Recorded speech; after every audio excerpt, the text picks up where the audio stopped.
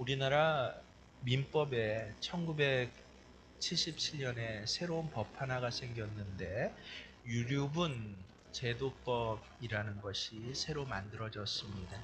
그래서 유류분 제도라는 것은요, 그 당시가 최고로 가부장적인 가치관이 우리나라에서 가장 극대화됐던 그런 시대였거든요.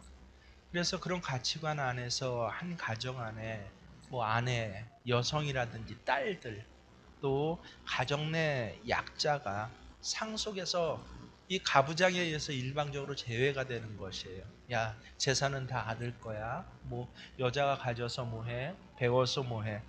그래서 이러한 일들의 소외가 너무나 빈번하게 발생했기 때문에 이것을 이제 막고자 하는 안전장치가 바로 유류분 제도입니다. 1977년이었습니다. 근데 2024년입니다. 무려 45년 정도 지나면서요, 이 사회는 너무도 많이 변하게 되었습니다. 그래서 이 45년 동안 문제가 생기는 거예요. 혈연으로 이어지기만 하면 아무런 예외도 없이 무조건 상속받을 수 있게 했던 1977년에 새로 만들었던 이 유류분 제도가 논란이 계속되는 것입니다. 자녀를 학대하거나 유기한 부모, 배우자를 때린 가정폭력범, 심지어는 부모를 저버린 자식에게도요, 법적으로 아예 일정 비율 이상의 재산을 예외 없이 상속해야 한다. 뭐 좀 여러분 아시죠?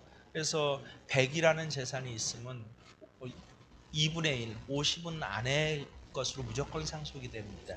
그리고 나머지 50은 자녀들에게 n분의 1로, 2명이면 25%씩, 뭐 3명이면 33%씩 그 50%를 n분의 1로 나누게 한 게 아예 법이 돼버렸는데, 근데 이것이 이제 정비돼야 한다.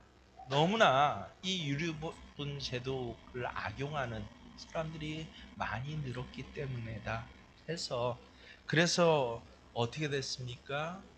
이 지난달이었죠. 지난달 25일, 4월 25일에 헌법재판소에서는요, 이 2025년까지 헌법 불합치 판결을 내리고, 이것은 불합리하다, 헌법에 맞지 않다 해갖고 이 유류분 관련 현행법 조항을 개정해야 한다라고 아예 판결을 4월 25일 날 내렸습니다. 그리고 여러분 요새 시끄러워서 잘 모르시겠지만 저는 관심 있게 찾아봐서 아는데요. 5월 7일, 그러니까 4일 전에 국회 법사위원회에서 폐륜 자식에게 상속을 제한하는 유류분 상속 제한법을 통과시켰습니다. 그리고 이제 국회가 열리면 이것이 이제 확정이 되게 되는 그런 경우가 됩니다. 여러분 생각해 보세요. 1977년에 이 법이 필요에 의해서 만들어졌는데 불과 40여 년밖에 지나지 않았지만 이 40년 동안 어떻게 됐습니까?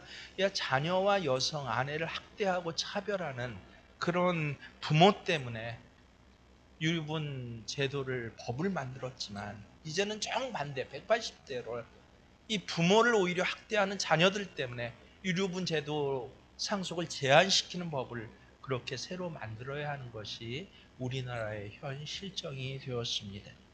한번 생각해 보세요. 야, 우리나라 대한민국은 도대체 왜 이러는지. 우리나라만 특별히 문제가 많아서, 우리나라 민족이 좀 민족성이 어딘가 좀 이상해서 우리나라에서만 이렇게 헌법 자체가 바뀐다는 건 대단한 것이에요. 그것도 180도로 바뀐다, 법이. 옛날엔 죄가 되는데 이제는 죄가 안 되고, 또 뭐 지금은 뭐 의가 됐는데 이걸 반대로 이건 죄다라고 바꿔버리는 것, 이건 법 자체가 바뀌는 거는요, 사회 근간이 흔들려지는 어마어마한 일인 것입니다. 우리나라만 그럴까? 아니요. 놀랍게도요, 성경 시대에도 이미 이러한 일들이 아주 일상화되었다라고 하는 것, 그리고 그것이 기록되었다는 것이에요. 오늘 에베소서 사도 바울의 서신입니다. 2000년 전에 쓰여졌습니다. 근데 2000년 전에도 오늘날 우리나라 이 사회가 겪고 있는 급격한 윤리적 변화를 똑같이 그 사회 사람들이 경험하고 있었다라고 하는 것입니다. 뭐 좀 넓은 시각으로 보면 팍스 로마나라는 새로운 제도가 온 이 세계를 장악하던 그런 시대였습니다. 그래서 기존 전통 윤리에서 사람들을 다르게 생각하도록 하고 다르게 행동하도록 하는 그런 시대였습니다. 그래서 부부 사이의 전통적인 윤리가 마구 무너지고 있었어요. 남편뿐만 아니라 아내도 각기 성적인 타락의 길을 걸었던 대표적인 사회가 로마 제국입니다. 이 자녀라고 불릴 사람들은 자유민이 없었거든요. 나머지는 다 노예니까. 근데 이 자유민들이 자녀 교육은 다 노예에게 맡겨버립니다. 부모에 대해서는 책임을 지지 않는 시대적 경향을 사람들은 아무 생각 없이 그냥 따라가고 있습니다. 오늘날 마찬가지예요. 여러분 어떤 아비가 좋은 아비입니까? 라고 하면 요새 뭐라 그래요? 야, 애들 눈높이에서 애들과 같이 생각하고 애들 잘 놀아주고 애들에게 편한 것을 제공해주면 좋은 아비다 하는데 정말 그럴까요? 이게 한 뭐 40년까지도 안 갈 거예요. 한 20년, 30년 뒤에는 그건 좋은 아비가 아니라 악한 아비야라고 아예 법으로 그렇게 또 개정되는 그런 시대가 바로 오늘 성경이 기록된 시대입니다. 특별히 에베소서는요, 소아시아의 에베소는 수도였습니다. 그래서 아주 극명하게 이러한 변화들과 무질서들이 혼란했던 그런 자리가 바로 에베소입니다. 큰 아데미 신전을 중심으로 해서요. 그래서 로마 제국에서 가장 이 타락이 공법화되었던 곳, 타락하는 것이 공법화된 곳이, 그래서 여자도 마음대로 남자하고 성관계를 가져도 흠이 안 됐어요. 그런 것이 에베소 사회였습니다. 거대한 로마식 체육관이 생겼는데 그것이 생기면서 어떤 문화가 발달합니까? 이 젊은이들의 힘과 기회를 상품화하고요. 그리고 젊은 것이 최고다, 힘 있는 것이 최고다라는 것을 에베소 전역의 모든 사람의 인식에 하나하나 아주 세밀하게 세뇌시켜 가기 시작합니다. 반대로 노인들은 어떤 사람들이었습니까? 사회의 짐스러운 구성원으로요. 가정에서 주변에서 주변 인간으로 소외시키는 것. 그래서 이 로마 시대 그 노블리스 오블리제가 있죠. 무엇이에요? 야, 부자들이 빵집 빵을 나눠주는데 뭐 아침 시간 전에 8시부터 9시까지 무료로 나눠줘요. 빵을 살 수 없는 서민들에게 그 부자의 이름으로 나눠주는데 거기서도 60세 이상 노인은 제해버렸다는 것이에요. 기가 막히죠. 더 살 가치가 없다는 것입니다. 그래서 노인들은 짐이에요. 사회의 부담이에요. 사회 기초 전체가 무너지고 있는데 로마의 세상 사람들은 어땠어? 거기에 열광하고 환호하는 것이에요. 그래갖고 우리가 부자가 된다, 잘 먹고 잘 살게 된다라고 하는 것을 따라가고 그걸 빨리 따라가는 사람일수록 똑똑한 사람이요, 현실에서 권력을 쥐는 사람이요, 유능한 사람 대접을 받는 그런 막 극대화됐던 곳이 바로 2000년 전 에베소인 것입니다. 그렇게 생각하면 여러분은 어떻습니까? 오늘날 우리의 변화되는 모습들, 특별히 자녀와 부모의 관계에 있어서 여러분 이 폐륜이라는 말, 이 패자가 어그러질 패자죠, 무너질 패, 윤리, 윤리가 무너지고 기초가 무너진다라고 하는 것이 뭐 폐륜적인 사건들이 요새 너무 많이 발생해서 뭐 입에 올리는 것도 사실은 힘든데요. 그 폐륜이라는 그러한 일들이 우리 사회에서 지금 이 시대에서 특별히 나타나고 있는 그러한 문화 현상으로 생각해서는 안 돼요. 2000년 전이나 지금이나 동일하게 그리고 어느 개인적인 특성으로 어떤 사람이 인격이 못돼서 배우질 못해서 저 사람 폐륜의 길을 걷는 것이 아니라, 혹은 어떤 민족적 특성, 야 우리나라의 빨리빨리라는 문화와 또 이렇게 6.25 이후에 먹고 살기 힘든 사회를 살아오면서 어쩔 수 없이 이러한 단면들도 나타나라고 이야기하는 사람도 있는데, 아니에요. 2000년 전이나 지금이나 어그러지고 거스러진 시대에 반드시 함께 등장하는 그러한 모습이 바로 이 부모하고 관계에서 부모를 공경하지 아니하고 오히려 짐스러워하고 오히려 폐륜에까지 이르는 그런 우리 인간 집단 모임에서 나타나는 일반적인 모습이다라고 하는 것을 우리는 먼저 확인해야 합니다. 그래서 폐륜의 어떤 문화를 어떤 한 사람으로 몰고 가지 마십시오. 저 사람이 잘못 배워서 성격이 나빠서 무엇인가 이상해서 이 시대, 2024년 대한민국만 이랬다라고 생각을 하지 말라라는 것입니다. 어느 시대에나 사회가 이른바 로마가 망해가기 직전, 한 시대 한 제국이 망해가기 직전 나타나는 일반적인 모습이 바로 특별히 부모에 대해서는 부모를 경시하고 노인을 부담스러워하고 짐스러워하고, 그것이 일반 사회의 구성원들이 갖게 되는 그런 시대의 모습이다라는 것을 우리는 알아야 할 것입니다. 문제는 무엇입니까? 로마 제국의 일반 사람들은 거의 문제를 못 느꼈어요. 이것이 잘 사는 길이라고 여겼습니다. 하지만 문제는 뭐예요? 크리스찬들이 문제인 거예요. 로마적인 사고를 똑같이 갖고 살아갔는데 교회에 오니까 교회에서는 다른 걸 말씀하시는 거예요.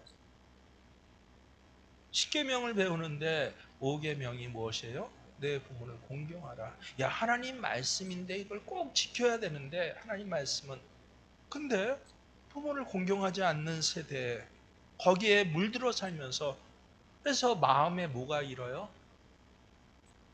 갈등이 일어나는 거예요. 세상 사람하고 똑같이 행하고자 하니까 마음에 부담이 일어나요. 오늘날 우리는 부담 정도로 생각하지만 그 당시 사람들은 정말 순수했어요. 말씀을 지키지 않으면 아예 하나님 곁을 떠나야 한다라고 생각을 했습니다. 어마어마한 신앙적인 갈등이 일어났을 때, 그럴 때 하나님께서 에베소에 있는 크리스찬들을 중심으로 모든 앞으로 오고 올 크리스찬들에게 주신 말씀이 뭐예요? 바로 에베소서입니다. 특별히 에베소서 오늘 6장 1절 말씀을 읽어보십니다. 자녀들아, 주 안에서 너희 부모에게 순종하라. 이것이 옳으니라. 그래서 종말적 경향, 멸망적으로 치닫는 세상의 흐름에 대항해서 크리스찬들이 갈등을 하고 있을 때, 그럴 때 하나님께서는 뭐라 그래요? 아니야, 내 자녀는 이렇게 살아야 돼 라고. 그래서 이 사람들은 보고 있지 못하지만 이제 곧 망해가고 있는 사회의 한 중심에서 크리스찬으로 살면서 오히려 이 가정이 복을 받기 위한 그 첫 번째 말씀이 바로 부모 공경이라고 하는 것입니다. 여러분 잘 생각해 보십시오. 큰 사고를 당한 사람이요, 이 의사들이 둘러붙어서 10시간 넘게 수술하고 이제 수술실로 밖으로 나옵니다.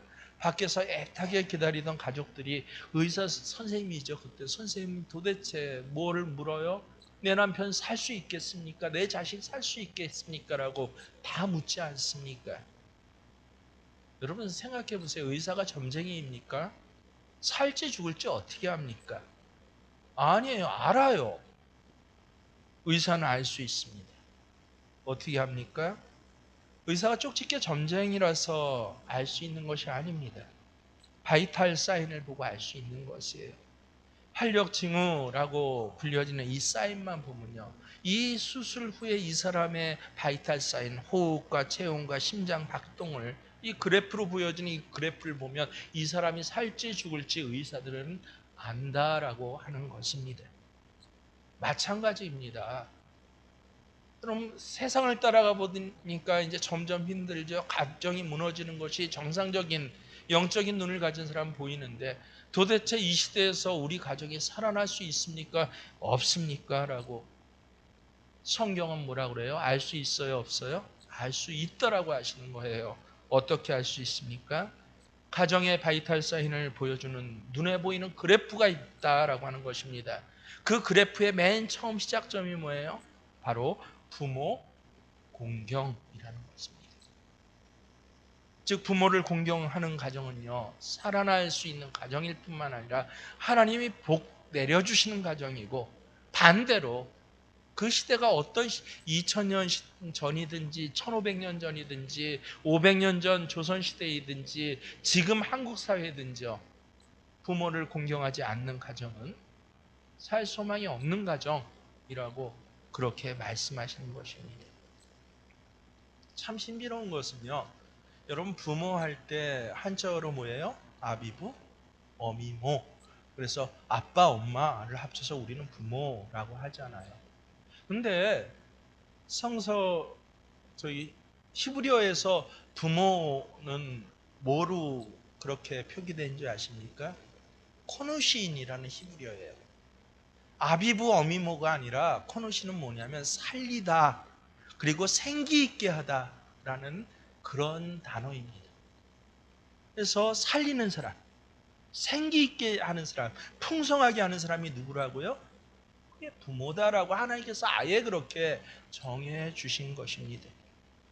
하나님께서는 우리 어머니 아버지를 우리말로는 부모라고 부르게 하셨는데, 그래서 우리는 그냥 그 뜻을 모르고 한자 말로 아비, 어미를 부모라고 하지만, 아니 부모는 누구냐? 코노시냐? 너를 살게 하신 분, 너를 생기게 하신 분, 너를 풍성하게 하시는 분, 그분이 바로 코노신 부모다라고. 그 부모에게 순종하고 공경할 때 하나님께서는 우리의 가정을 살리시고 복을 내리시겠다라고 그렇게 약속해 주신 것입니다. 한 7, 8년 전 제가 말씀드렸는데 기억하시는 분이 있나요? 부모를 공경하라 할 때 공경에 그 사전을 찾아보면요, 여러분이 뜻밖의 그런 뜻이 거기 하나 세 번째 뜻인가로 그 한글 대사전에 보면 나옵니다. 이 공경의 세 번째 뜻이 뭔지 아세요? 명사용으로 사용할 때 간장이, 우리나라 오장육부 있죠. 오장육부 중에 간장이 하는 기능을 공경이라는 단어로 똑같이 쓰고 있다는 것입니다. 간장이 하는 기능 참 많이 있죠. 뭐 상식적으로 영양소를 처리하고 저장합니다. 혈액 성상과 혈액량을 조정합니다. 담즙을 분비합니다. 그래서 우리가 이 살아갈 때 너무도 중요한 역할을 이 간장이 다 하지 않습니까? 그런데 무엇보다 간장이 하는 중요한 역할이 있는데 그게 뭐냐면 해독작용이에요. 우리 삶의 자리에 온갖 독소들, 과거의 상처와 내 무지로부터 일어나는 문제들, 개인의 잘못된 품성으로부터 오는 이 가정 공동체 내에 속속히 숨어 들어있는 그런 독소를 해독시켜주는 것이 뭐다? 공경이라고 하는 것입니다. 부모를 공경하게 될 때 세상으로부터 우리 가정으로 침입해온 여러 가지 온갖 독소가 해독이 되고요, 어그러진 가정이 회복이 되기 시작한다. 이것이 바로 하나님의 가르침이십니다. 그래서 실제로 우리 삶의 모델이신 예수님께서도 바로 예수님의 삶 하면 어떤 삶입니까? 우리는 십자가의 삶만 기억합니다. 공생의 삶만 기억합니다. 하지만 그것은 예수님 전체 삶의 10분의 1밖에 안 돼요. 나머지 30년을 어떻게 사셨어요? 성경의 기록에 의하면요, 어렸을 때 예수님이 어떻게 사셨는지 기록이 많지 않지만, 그런데 두세 절 딱 나와 있는 그 두세 절에 뭐라고 기록되어 있습니까? 누가복음 2장 51절에 보면 예수께서 함께 내려가사 나사렛에 이르러 부모와 함께 나사렛으로 내려가셔서 어떻게 사셨다고 합니까? 순종하여 받드시더라. 예수님이 어떻게 사셨습니까? 한마디밖에 없어요. 순종하여, 부모께 순종하시는 삶을, 그것도 받드시는 삶을 사셨다라고 하는 것입니다. 그래서 예수님처럼 살아간다 하는 것은 일상 삶의 자리에서 그 삶의 전반에 어떻게 살아가요? 부모를 향해서는 순종하고 받드는 삶을 살아간다. 이게 성경에서 가르쳐 주시는 진리 아닙니까? 여러분, 구약의 가장 큰 아주 황홀한 복을 받은 사람이 누구예요? 솔로몬 아닙니까? 솔로몬의 이 축복과 부흥의 비결이 무엇인지 성경에 살펴보면 자세히 나와 있습니다. 우리는 솔로몬이 하나님 경외하는 삶을 살아서 그렇다라고 흔히 알고 있지만 아니에요. 이 솔로몬의 부흥의 첫 시발은 어디서 시작되는지 아십니까? 열왕기상 2장 19절에 보면요, 솔로몬이 왕이 돼서 한 첫 번째 행위들이 나오는데 그 첫 행했던 일이 뭔지 아셔요? 아침에 일어나 어머니께 절하고 자신의 옥좌 우편에 어미를 앉혔다라고 성경에는 기록되어 있습니다. 솔로몬의 어머니가 누구예요? 바세바요. 다윗과 불륜을 저질렀던 간음녀예요. 아주 3차원적으로 얘기를 하면요, 사람들로부터 얼마든지 손가락질을 당하고 무시당하기 쉬운 존재였을 것이고, 우리 개념으로 인하면 내 영린이에요. 왕의 부끄러움, 왕의 영린이에요. 수치예요. 하지만 자식된 솔로몬 임금은요, 어미 바세바를 공경하고 높여드릴 때 감히 누가 바세바가 불륜녀다하고 손가락질하면서 무시할 수 있었겠습니까? 그렇게 신앙적으로 하나님을 경외하는데 일상생활에서는 그 어미를 공경했던 솔로몬이었기에 하나님께서는 솔로몬 삶의 자리 전체 최고의 부흥기, 그가 잘못한 거 참 많아요. 하지만 약속해 주신 그대로를, 왜요? 그 어미가 죽을 때까지 솔로몬은 어떻게 했어요? 어미를 이렇게 높여드리고 공경하였더니 최고의 부흥기를 허락하셨다라는 것이 성경의 가르침인 것입니다. 반대로 성경에는 부모를 공경하지 않는 자에게 내리는 어마어마한 심판과 저주들이 많이 나와 있지만 굳이 이것을 우리가 기억하고 언급하면서 부모 공경 안 하면 이런 심판과 저주를 받아하고 무서워할 필요는 없습니다. 오히려 분명하게 여러분, 우리가 깨달아야 할 것은요, 부모 공경 없이는 이 땅에서 내 남편, 내 아내와 내 자식과 더불어서 삶의 자리가 풍성하게 넓어지지 않는다라고 하는 그 한 가지만을 꼭 기억해야 할 것입니다.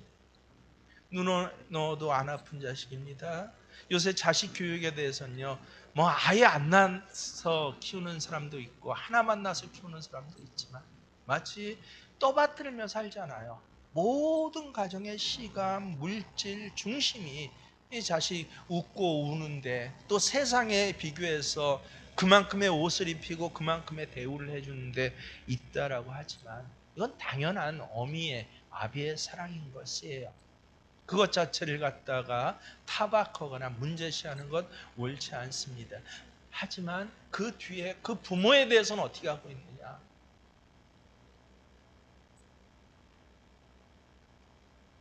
제가 분명히 전한 말씀은 부모 공경 없이 내가 지금 이런 사람과 이런 애를 쓴다고 해서 내 가정이 평안해지고 내 자식들이 잘 될 것이다라고 하는 것은 하나님이 말씀하셨어요. 아니, 착각이야. 착각 정도가 아니라 그것은 반드시 망해라고 말씀하셨습니다. 그래서 내 부모를 공경하라. 성경에 가르치는 거 다 합니다. 2000년 에베소의 크리스찬들이 부담을 느낀 것과 같이 우리도 그렇지 못한 삶의 자리에서 현실적으로 정말 부모를 최선을 다해서 공경하는 것이 축복을 받기는 원하지만 그것이 너무 힘든데, 부모 공경하는 것은 너무 쉬운 일이 아니에요. 그런데 성경은 놀랍게도 우리의 연약함과 부족함을 아시기 때문에 그래서 특별한 동기를 제공해 주신다라고. 저 이 동기를 붙잡아요. 사실은요. 출애굽기 20장에 보면 너무도 잘 아는 십계명이 나오죠. 1계명으로부터 10계명까지 다 명령으로만 끝납니다. 나 외에 다른 신들을 내게 두지 말라. 우상을 만들지 말라. 하나님의 이름을 망령되이 부르지 말라. 안식을 기억하고 거룩하게 지키라. 살인하지 말라. 간음하지 말라. 도둑질하지 말라. 말라로 그냥 명령으로 끝나요. 차렷 열중 샷 앞으로 가 뒤로 가로 끝나는 거예요. 한마디로. 그런데 놀랍게 유독 단 한 가지 계명에만은, 제5계명만에는 부모 공경하라라는 말씀 뒤에는 한 절이 더 붙습니다. 유일하게요. 무슨 말씀입니까? 출애굽기 20장 12절에 보면요, 내 부모를 공경하라 에서 끝나지 않고 그리하면 내 하나님 여호와가 내게 준 땅에서 내 생명이 길리라. 오늘 에베소서 말씀을 보면 아예 더 구체적으로, 그래도 못 알아듣는 사람이 너무 많으니까, 변명하는 사람이 너무 많으니까 구체적으로 뭐라고 말씀하십니까? 2절 3절 말씀 정독하면서 읽겠습니다. 시작. 내 아버지와 어머니를 공경하라. 이것은 약속이 있는 첫 계명이니 이로써 내가 잘되고 땅에서 장수하라. 내가 잘되고 내가, 내 자녀들이, 내 가정이 잘되고 땅에서 장수한다. 성경을 깊이 전문적으로 연구했던 이 대학원 때 참으로 이 부분 때문에 많이 고민을 했어요. 왜냐하면 그 당시 부모 공경이라는 계명이 저한테 너무나 힘들었거든요. 근데 왜 이 부모 공경이라는 계명에 유독 이 보상이 약속되어 있을까라고 여러분 생각해 보신 적 있습니까? 그때 제게 가르쳐 주신 하나님의 말씀, 성령의 음성 분명합니다. 첫 번째는요, 그만큼 부모 공경한 일이 힘들다라고 하는 것이에요. 십계명의 다른 어떤 계명보다 힘들기 때문에, 그래서 다른 계명에 없는 두 번째 보상을, 그러면 야 너무 힘들어서 내가 보상까지 약속해 줄게라고 하신 것이 바로 부모 공경이라고 하는 것입니다. 구약과 신약 성경 전체를 통하여서 공히 우리에게 말씀하시고 계십니다. 내 부모를 공경하라. 심지어는 금생과 지금생뿐만 아니라 내생에까지 복을 주시겠다 하십니다. 그래서 부모 공경만큼은 약속이 있는 계명이에요. 보너스가 두둑한 계명입니다. 땅에서 잘 될 뿐만 아니라 다음 세대에서도 잘 되고 심지어 내생에서까지 하나님 잘 되는 약속을 해주신 계명, 이것이 제5계명인 것입니다. 그리고 성경을 자세히 보세요. 여러분, 이 줄거리를 좀 띄워서 이제 한 사람 한 사람의 삶의 내용들을 보는 단계, 한 성경 10독 정도 하면 이제 그게 보여지기 시작하는데요. 근데 이 성경에 기록된 사람들 모두에게, 특별히 효도했다라고 하는 사람에게는 한 사람도 예외 없이 하나님께서는 한결같이 큰 축복을 내려주셨습니다. 이삭과 요셉, 셈과 야벳과 다윗과 솔로몬, 성경의 모든 위인들이 하나님 앞에 효자였고 이 땅에 살아가면서는 효자의 삶을 살았습니다. 하나님께서는 오늘 내 부모를 공경하라라는 이 계명을 하나님 알지 못하는 사람에게 절대 말씀하시지 않았습니다. 왜냐하면 하나님을 공경하지 않는, 경외하지 않는 사람, 에베소의 다른 로마 제국 문화로 살아가는 사람들에겐 이 말씀을 아무리 전해봐야 그들이 부모를 공경할 가능성은 전혀 없기 때문에 그렇습니다. 마음속으로는 생각하지만 나도 그것은 옳다라고 하지만 근데 내 현실이 너무 바빠요, 힘들어요, 없어요, 못해요, 변명거리가 훨씬 많은 것이 당연하다라고 생각했기 때문에 한마디로 세상 사람들에게는요, 내 부모를 공경하라고 안 하셨어요. 놀랍게도요. 근데 유독 하나님 백성에게만은 보상을 약속해 주시면서 그래야 내 자녀야 라고 하나님 자녀에게, 믿음의 자녀에게 주신 말씀입니다. 여러분 살아오시면서 여러분의 부모의 상은 어떻습니까?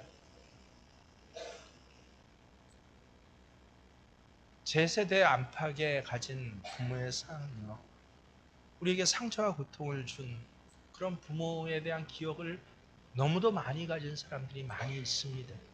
그래서 부모라고 하면요, 실제 고개를 흔드는 사람들도 있었습니다.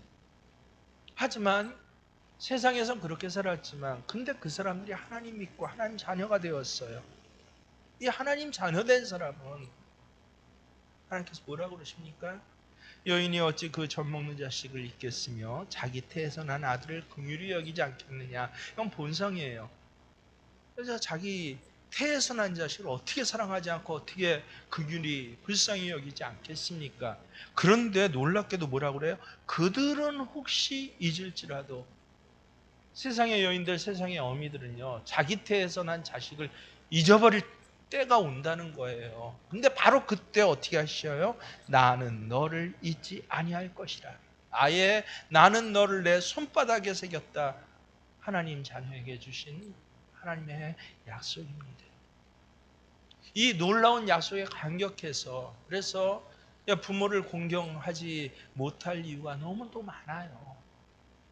하지만 하나님의 이 약속을 붙잡고 내가 내 부모를 공경합니다라고, 그렇게 너희가 살아가면 그 약속을 내가 금생에서뿐만 아니라 내 생에 실현시켜 줄게라고 하나님 직접 약속해 주셨습니다.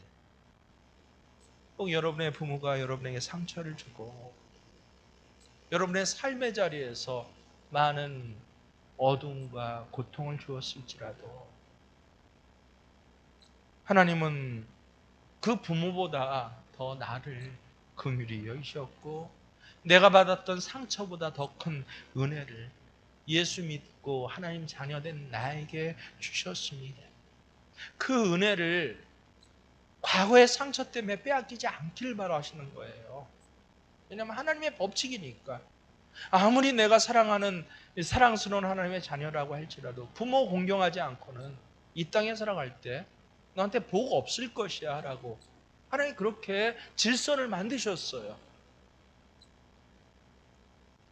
그래서 아예 손바닥에 내 이름을 새길 만큼 나를 사랑하신 하나님께서는요, 너 부모를 공경해야 돼. 그래야 내가 이 복을 줄 거야 라고 이렇게 거듭거듭 말씀하고 계시는 것입니다. 그래서 예수 믿는 사람에겐요, 부모 때로부터 받은 상처, 고통, 그 과거를 갖고 살아가서는 안 됩니다. 오히려 우리 부모들은 그럴 수밖에 없었어요. 왜요? 하나님 몰랐거든요. 알아도 제대로 몰랐거든요. 교회를 다녔어도 정확한 하나님의 말씀을 들어본 적이 없거든요. 하지만 우리들은 이제 들었지 않습니까? 내 부모가 앞으로도 변하지 않을지라도 분명 그럴 거예요. 저는 이 가족들 중에 부모 때문에 속상한 이 동생이 가끔 그러거든요. 우리 엄마 아빠 언제 변해 오빠? 속상한 부분이 많이 있겠죠. 제가 그럽니다. 위로하는 게 아니라 어머니 아버지는 절대 안 변해. 네가 그걸 미리 예상하고 그걸 받아들여야 돼. 자식은 변할 수도 있지만 내 부모는 절대로 변하지 않습니다. 예수 잘 믿어서 기적과 같이 그 품성과 거룩한 인성과 삶의 내용이 달라지는 그런 과정을 겪지 않고요, 변하지 않아요. 오히려 예수 믿고 예수의 사랑을 알고 성경의 말씀에 진리를 안 내가 변해야 합니다. 십자가가 무엇입니까? 야, 죄인을 구원하신 하나님의 증표라고요. 하나님 편에서 맞습니다. 예수님 편에서 뭔지 아세요? 이 잔을 내게서 돌리시옵소서. 예수님 뜻과 예수님 형편과 예수님 감정이 다 있었어요. 나 십자가 지기 싫어요. 하지만 어땠다고요? 그러나 내 뜻대로 하옵시고 하나님 뜻대로 하옵소서 하고 아버지 되신 하나님 앞에 온전히 순종하여서 십자가에까지 달리신 자리가 부모 공경, 하나님 공경의 자리가 저 십자가 아닙니까? 성경은 말씀하십니다. 한 사람이 순종하지 않으므로 많은 사람이 죄인 된 것 같이 한 사람이 예수님 한 사람이 순종함으로 많은 사람이 의인 되게 하신 것이 십자가입니다. 다른 세상 사람들은 다 세상의 법칙과 시세를 따라갈지라도 예수 믿는 나 한 사람이 하나님 말씀에 순종하여서 많은 사람, 우리 가족, 특별히 내 태와 내 태의 자녀들이 의인되고 주신 복을 내려받게 되는 것, 그것이 뭐라고요? 다시 한번 시작. 부모 공경인 것입니다. 여러분, 변명거리 많고 핑계가 점점 많아지는 세태예요.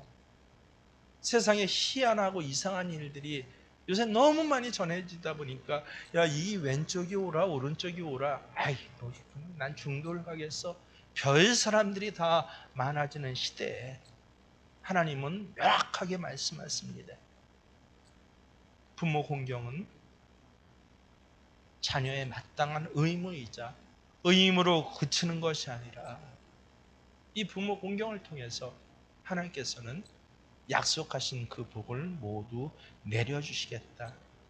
그것 때문에 부모를 공경할 수 있습니다.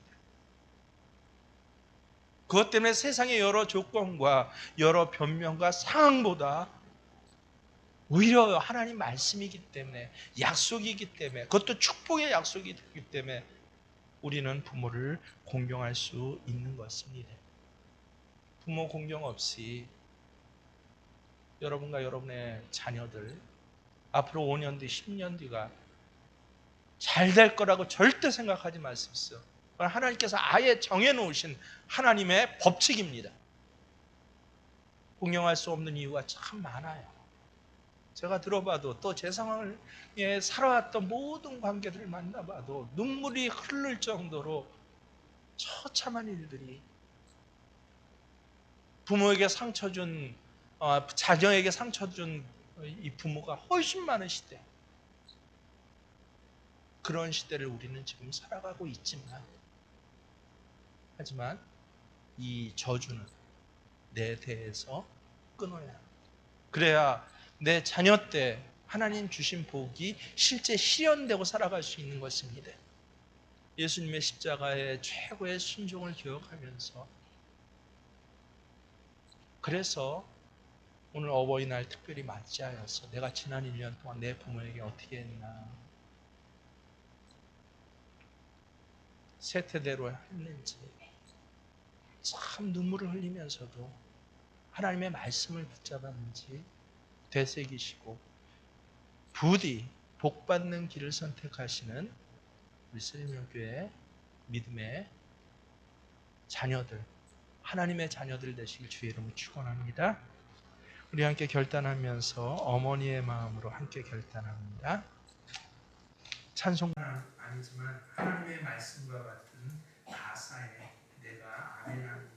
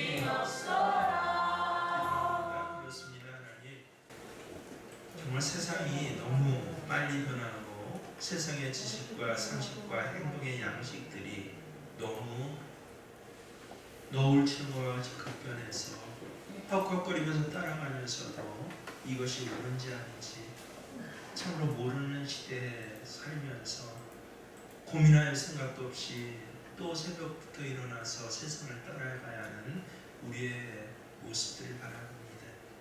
그래서 부모 공경하라는 말씀, 머리로만 생각하고 가슴에 그냥 느끼는 것으로 하면서 실제 내 삶의 자리에서 공경의 시간들, 공경의 물질들, 공경의 마음들을 드리지 못하고 여러 가지 변명거리로 여러 가지 상황으로 오히려 할 말이 많은 부모 앞에 자식된 삶을 살아왔던 우리의 모습들을 깨닫게 하여 주시옵소서.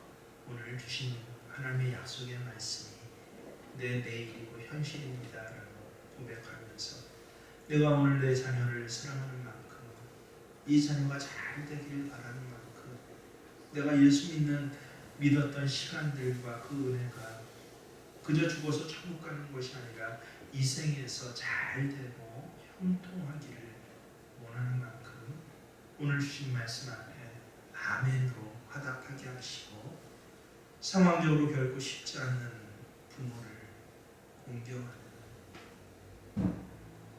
결단을 하게 하시고 그런 삶의 시간들과 삶의 물질들과 삶의 현실들이 오늘로부터 있어지는 그래서 복이 보장된 모든 생명교회 믿음의 교우들 되게 하여 주시옵소서.